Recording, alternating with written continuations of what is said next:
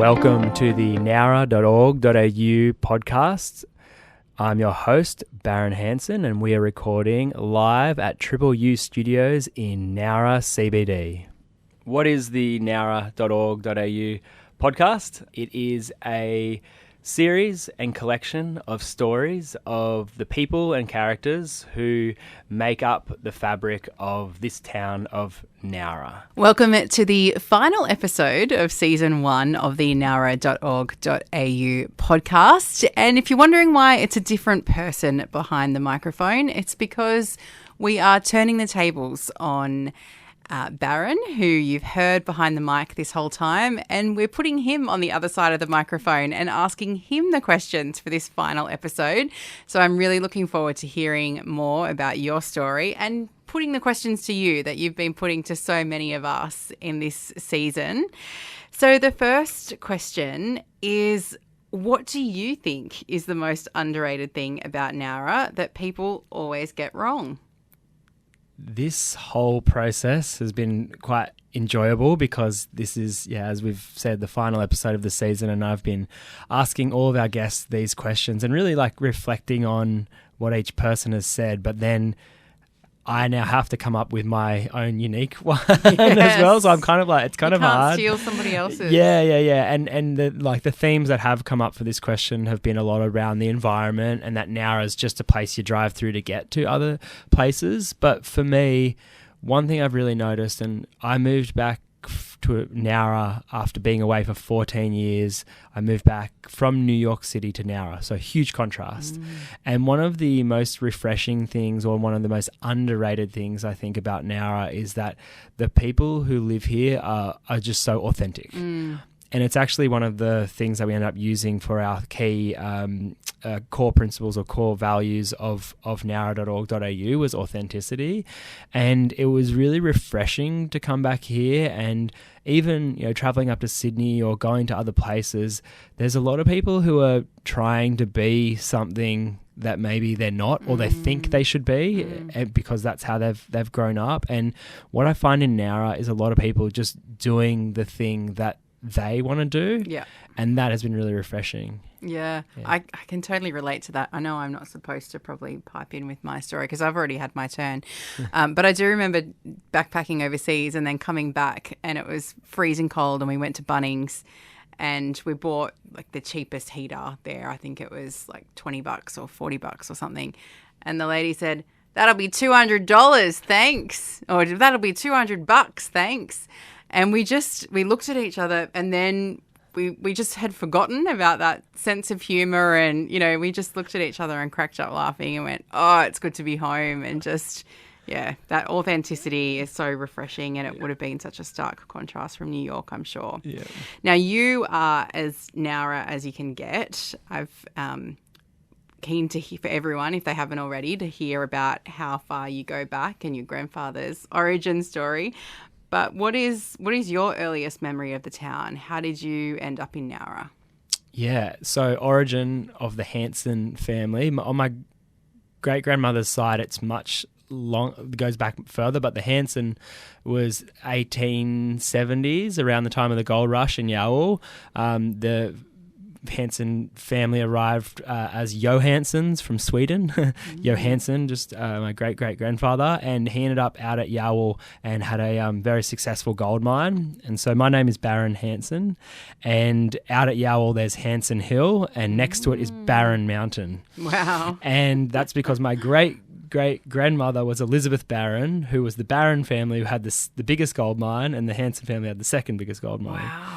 But the family lore, or the kind of the myth of our family is none of that wealth. We're not a gold mining family. We don't live in gold houses or ride a Rolls Royce.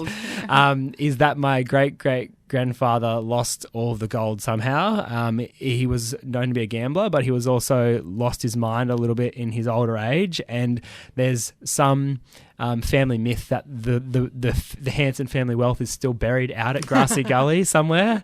4 paces back from where the old house was, 3 to the left kind of thing. Yeah. And so you went out there with a shovel as a kid? And so there has been some expeditions, but no success that we know of yet. My earliest memory of growing up in the Shoalhaven or growing up in Nowra, I think just reflecting back on being a kid here was the amount of time that we spent in nature, and particularly growing up around the river. So the river was such a central part of our lifestyle, and swimming in the river, jumping off trees, jumping off rocks, long summer days on canoes and boogie boards and all that kind of stuff, and the river really being a central theme of us growing up as kids. And that kind of feeds into the next question as well about what was it like as a kid growing up in Nowra? And for you, it sounds like it was very much being outdoors and taking advantage of everything that nature had to offer. Yeah, and I've just had a child. Like, we have an infant at home, and just reflecting on how that the ability for us to access nature it's so abundant here. We only have to walk outside and we're already amongst the bush and the trees, and so much of Nowra, like even the top of Nowra, is you just go a few steps and you're at Ben's Walk, right? Yeah. And it's incredibly abundant rainforest and just this beautiful sandstone rocks, and I think that has been the biggest thing to come through when people are reflecting about Nowra, is that we are surrounded by so much abundant nature. And growing up as a kid, lots of time in nature, lots of bushwalks, going out to the beach. I think also too, when I was growing up, sport was a really big part of our identity. My dad was the president of the Nowra Cricket Club, and I played AFL for the Nowra Blues, and my parents dedicated a lot of time to volunteering for those community groups, and mum played basketball and tennis, and so we were just part of those sporting groups and that community, and I think that really grew our friendship circle, and all of our friends and family from that era were all part of those clubs. So what do you think's changed, if anything, from Nowra since growing up? And it sounds like Rosie loves the outdoors as much as you. I know you've said you've throw her in the backpack and go for a hike and that sort of thing. Are people still doing what you did as a kid? Yeah, I think this has been an interesting subject that has come up continually, because a lot of the people we've had on the podcast are all community focused and community minded people. It's just the kind of people who we had on the podcast for season 1, and a lot of them are saying that the drive or the core of their organizations just aren't there anymore. People aren't showing up like they used to, right? And then people are choosing to spend more time inside, or people are feeling more pressure that they don't actually have that luxury time to go and volunteer somewhere. And so like things like cost of living, things like just this squeeze or this comparison culture that we might get from social media has meant that not as many people are showing up for things. And I think it's a big part of why I was so passionate about this nowra.org.au podcast. It was like, how do we get people to show up? How do we create the environment so people are inspired to rock up and volunteer or join a organisation? And you only have to listen back to this whole season of this podcast, and there's so many to choose from. You can go and join the local youth organisation. There's community cricket games happening. There's ways to kind of be involved with the local, like we did our Clean Up Australia Day. There's so many different ways that you can really be part of the community. And I think that is what I hope comes out of this project as well, and what we can change. Taking pride in our community. So way back when you decided to leave Nowra, what do you think was kind of the catalyst in making you want to leave and explore other things? Yeah, so I went to Nowra High and had a pretty good experience there. I mean, you don't really know what your experience is because it's the only one you had, but I enjoyed school. But I think I had a pretty negative perception of Nowra as a teenager. I think like growing up as a kid, abundant nature, everything's good, playing sport. But then one of the challenges of being from regional town is that there's a lack of opportunity. And so naturally, I think I started to maybe be a little bit embarrassed of this place and a little bit embarrassed of saying I'm from Nowra. I remember, going to Sydney and saying, I'm from Jervis Bay or I'm from the Shoalhaven, not wanting to say Nowra out loud. And as I sit here today, I proudly wear my Nowra merch available on the website. But I think that, that catalyst was like, I want to get out of this place and I'm never going to come back here. Never want to be in Nowra. But I think you have to go away to realize just how good something is, leaving and then coming back. I was like, oh, wow, we have something really special here, but I couldn't appreciate it without that gap in time. So did you mean to come back? What brought you back? I never intended to come back to Nowra, but I think around the time of the 2019, 2020 bushfires, that was a huge catalyst and change for me. I'd been living in New York City for 6 years at that point, and my time there was waning, and I think that the lifestyle that I was living was quite unsustainable. That place can really chew you up and spit you out if you're not careful. And realizing, during that period of 2020, just how far away I was from family and just how precious this place is and just how easily it could have completely been wiped out. And January 4th, the fire maps were predicted to take out our entire neighbourhood of Longreach, 62 people. It was meant to take out that whole stretch of the bush, and that fire, had the winds persisted, would have moved into North Nowra and into Nowra as well. And so watching from New York City in the middle of a snowstorm, refreshing the fire map every couple of hours and checking the winds, checking in on my parents who were waiting to fight that fire at our house. They were going to go jump in the river. That was their plan. Fight until they couldn't anymore and then jump in the river. That was a really harrowing experience. And so that day I just said, I'm going to fly home and help to clean up. I assumed I'd be arriving to complete wreckage. That day the wind changed direction. Kangaroo Valley was hit. There was about 12 homes that were lost that day on January 4th. But what I did notice was the sense of community and how neighbours were rallying around each other, how people were helping each other. And that was something I hadn't necessarily experienced in New York. That was I'd lived in an apartment block in Williamsburg in Brooklyn for 3 years, and I didn't know the names of my neighbours who lived above or below me or beside me. So like that for me was like a real eye-opener and a real kind of catalyst for saying, hey, this is something that I want to be a part of, and if I'm to have children, if I want to grow up children somewhere, I want them to be part of a community. And so that was the big shift and the change. It took me 2 years because of COVID to get my act together, sell all my stuff, move out of my apartment, move back. But I finally moved back in 2022. Yeah, wow. And you found meditation while you were in New York. So what drew you to that, and then to eventually setting up Be Here Nowra? Yes. So meditation was something that I would have never have really considered myself a candidate for. I didn't see any value in it. I'm a person who moves very quickly and moves a lot and does a lot of things, very active person.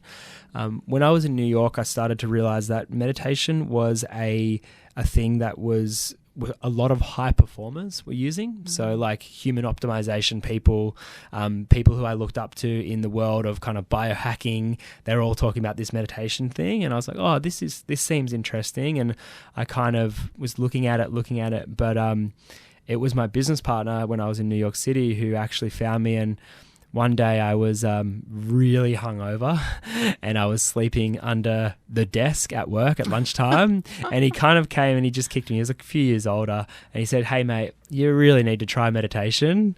And I didn't do any research. I didn't go and Google, I didn't do anything. I just went Vedic meditation teachers near me because that was the style that he did. And I emailed the guy, had a quick call with him. He said, "Yep, come, we'll start next week." I paid him the money. We did the course. And that was 9 years ago. I've rarely missed a day of meditation since then. Wow. Yeah.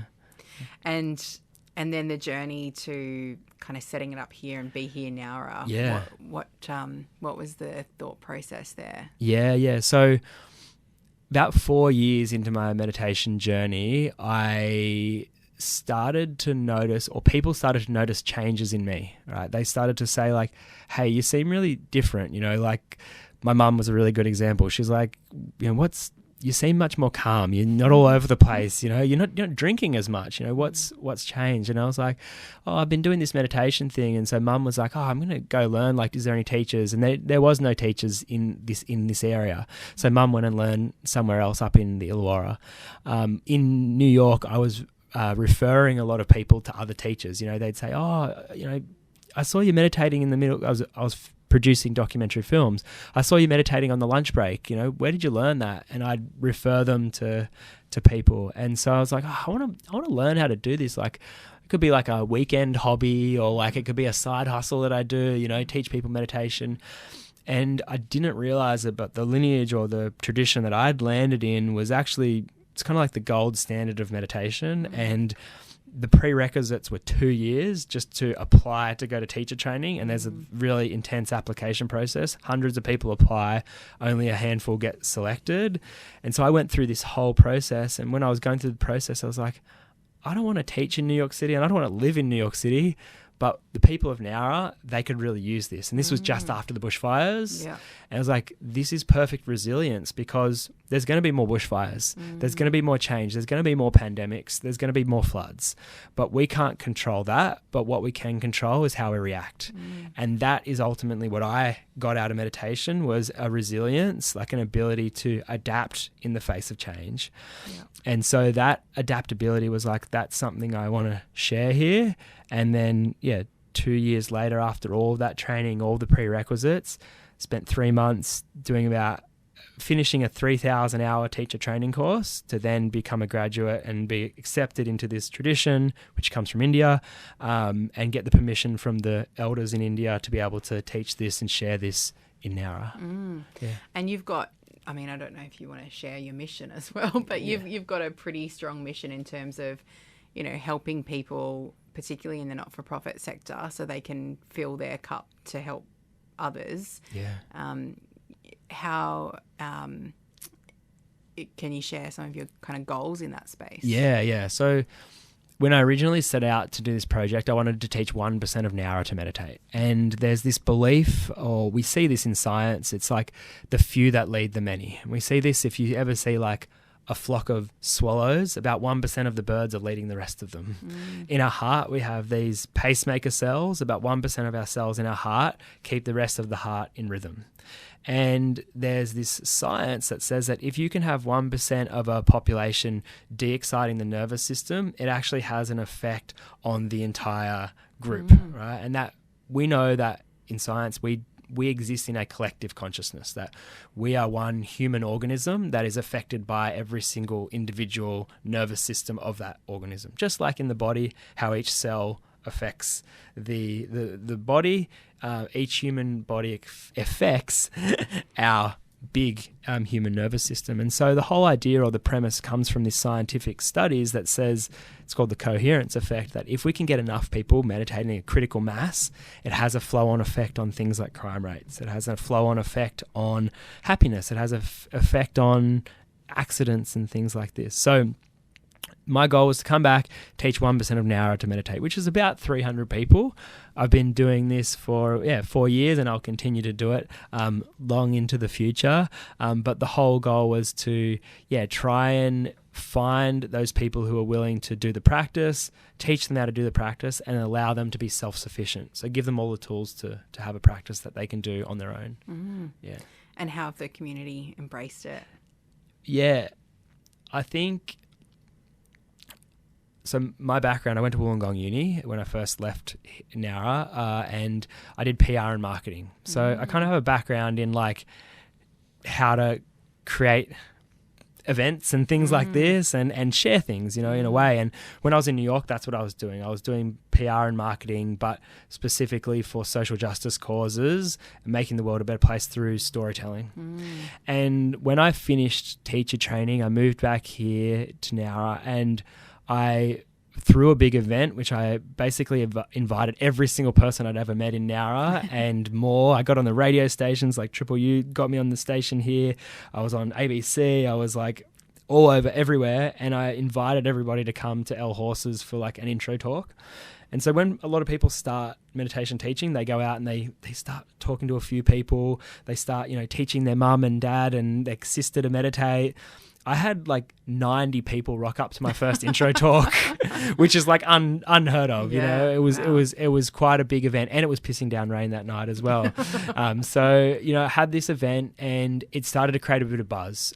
And what I felt in that was that people actually do want to change. They don't know where to start. And I think to make positive, lasting community change, we have to start with each individual. And what meditation does, it gives people a tool to start that process. It doesn't fix all the problems in your life. It doesn't solve the community's problems, but it's something that you can do for yourself that adds and adds and adds up over time, and you start to have more resilience, adaptability. You have more capability to then share whatever your personal gift is for the community. Which is probably a good segue back to nowra.org.au, because it's about amplifying those good things, and we're not going to be able to fix everything and make it perfect, but we can definitely talk about the good things that are happening and amplifying those voices. So I might just touch on that for a second, because the nowra.org.au project has been such a beautiful like evolution of Be Here Nowra for me, because you know, and I'm still working on both at the same time, but the Nowra project, like that, the Be Here Nowra project was always about, you know, making Nowra a better place and amplifying like the good things that are happening here. And I've been making a documentary about it as well. And so when this nowra.org.au project started to bubble up, I was like, wow, this is an opportunity to share these great things that are happening. And it's just worked so cohesively. And, you know, so many of the guests we've had on already in season 1 have learned to meditate, you know, and so there's this crossover. And I think that happens in regional towns, right? We have this ability to cross-pollinate, which doesn't happen in places like New York City, where you can be doing this project but also be involved in with this project, and also shop at the local organic store and the local Indian restaurant, and it's all connected, and that is community, you know? Exactly. Has there been a moment in Nowra that has left a lasting impression on you? So that intro talk was in the rain at El Horses, 90 people rocking up to hear what I had to say was like really heartwarming to come back, to be invited back. And I think like you go away and I think you learn different things, and people are genuinely interested to see what you've learned and what you've brought back. So that was definitely one of them. And then another one of those was when we launched nowra.org.au. We had a party here at the Shoalhaven Gallery, Regional Gallery, and we had a DJ and we had food, and to see the amount of diverse community that turned out for that day. And it was a really good reminder that people in Nowra do want to change, and by being that catalyst or being that the people who can provide the vessel for them, that was really inspiring. So I think like for me, what is most inspiring is when people show up. You know, I think that has been a common theme throughout this podcast season 1 has been just show up. If you want these things to happen, if you want community, you have to be part of the community. You can't Yeah. just expect them and rock up. You have to go and volunteer. You have to come up and show up, or show your appreciation, or share the event, or bring a friend, And so that has been a huge part. And if people continue to do that, I think that'll be like a really awesome outcome of this project. Hopefully they all show up for your meditation festival later this year. Yeah. And you can gather even more. One's what. So what do you hope that Nowra feels like in 10 years? And I'm conscious that you've heard a lot of responses over this season. So maybe you want to second somebody else's to this, or maybe you've got your own vision for the next 10 years for Nowra. Yeah. This has been I have loved this question, and people have approached it from every angle so far in season 1, and I'm looking forward to doing a bit of a summary of them all and seeing what was the common themes. But for me, I think it's more of a feeling, and it's a feeling of pride. If people are proud to say they're from Nowra, and this is healing my own teenage wounds, I guess, or teenage negativity that was there. I left this town because I wasn't very proud to call Nowra my home.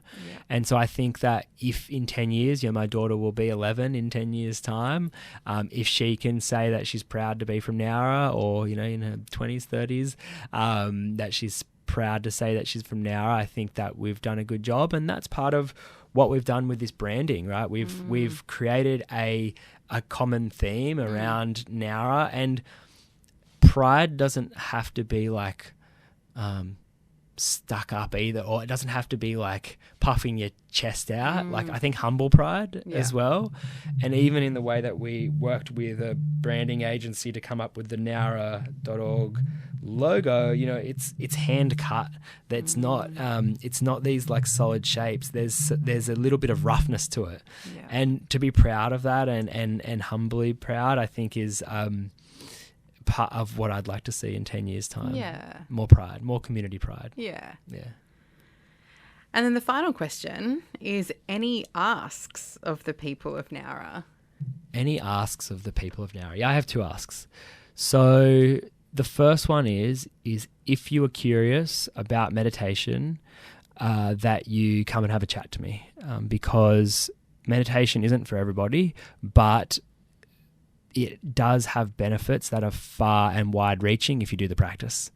And I think fundamentally how we are going to make change is it starts with each individual. And you can't have a green forest without green trees. And so that we need each individual doing their part. And one of the biggest issues I see out there is that there's a lot of well-intentioned people, but they're trying to do things from a place of stress. And when we're doing things from a place of stress, we can't be our best. We can't give as much as we could give, and we make mistakes.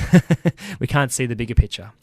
And so, I teach people how to relax their nervous system and be able to show up in with a wider perspective, essentially. And so if you're interested and curious about meditation, come see me. Or we now have, as of the next month, we'll have 5 meditation teachers in Nowra. So by the time this podcast comes out, my wife is a teacher. There's a teacher from the Army, Lauren. There's another teacher who works at the parachute school, and there's another person who's just completing their training who works for Boeing.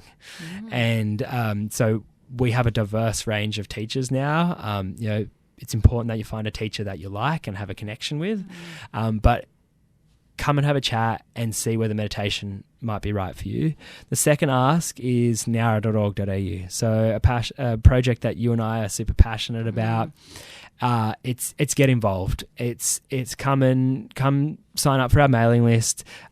Check out the website. Follow us on Instagram. We're going to continue to share amazing events that are happening. We're going to continue to throw our own events. We're going to continue to help build the community up and give you the tools to be community leaders and do your own thing.